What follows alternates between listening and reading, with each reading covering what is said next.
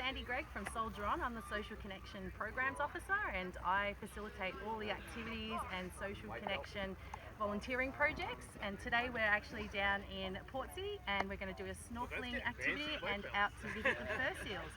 Soldier On looks after current and ex-serving veterans and their families, so we provide 4 key support areas: psychology, employment, learning and social connection, and this is our social connection activity today.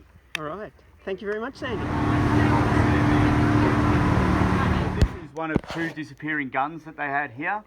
They're called disappearing guns because they would come up and shoot and then disappear down behind this concrete structure in front of you, using a series of hydraulic presses to be able to bring it down, and the soldiers could reload it without fear of being shot.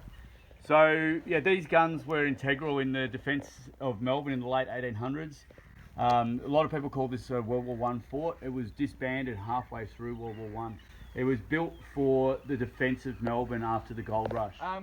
So fast forward to 1802, Matthew Flinders came through the gap and he thought this is a great place to set up a colony. It was a race between the French and the British at that time. They basically just put a flag anywhere they landed and then worried whether it was of any value later on.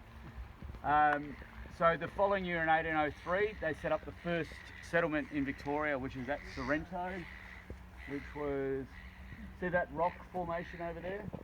See the rock on the cliffs? Yeah, and then just to the left there's another little rock formation. Yep, that part there's called Sullivan's Bay. That's the first settlement in Victoria in 1803. It's about 500 soldiers, free settlers and convicts showed up there, and they didn't last very long because there was a distinct lack of building wood. There's only Moona and tea tree, which is good for burning, not much else. And they struggled with fresh water as well. They sent out a search party to try and find some fresh water, and they rowed around Port Phillip Bay and they missed the Yarra River due to bad weather. So they wanted to up and leave. They couldn't just up and leave because they obviously needed to get permission from Sydney, from Port Jackson.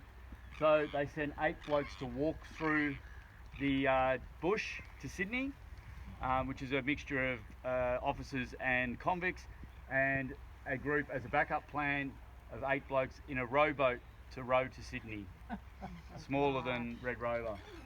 Both parties made it and they got permission to leave and go back down to the Derwent River.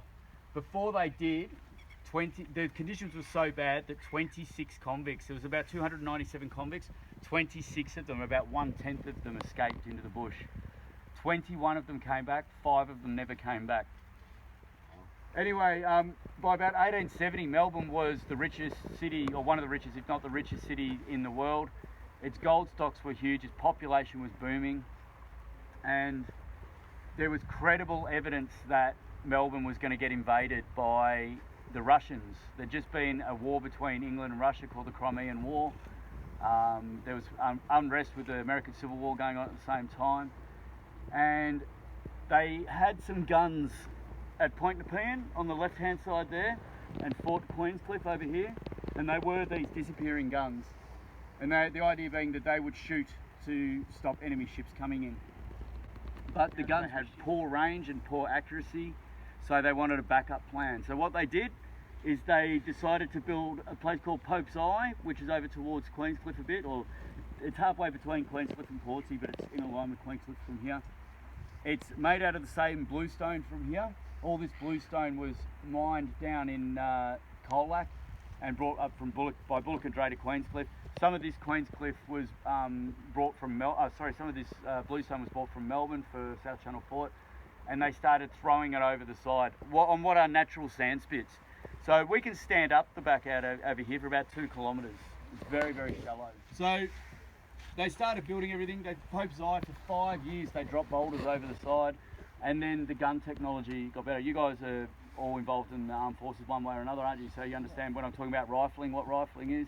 They developed rifling so they could go, the projectiles could go longer and further, like the Dustin Fletcher torpedo, and they said we don't need that anymore. They continued to build this, and from 1890 to 1916 there were 100 soldiers living on here defending Melbourne. Where the people used to sleep, actually on the other side, it's blocked off. But there's a number of rooms here that obviously falling down. If you look that way, you'll see a pile of dirt. You can see that the dirt started to cave in there as well. Go, Chris. Sorry, I'll confuse myself. Yeah.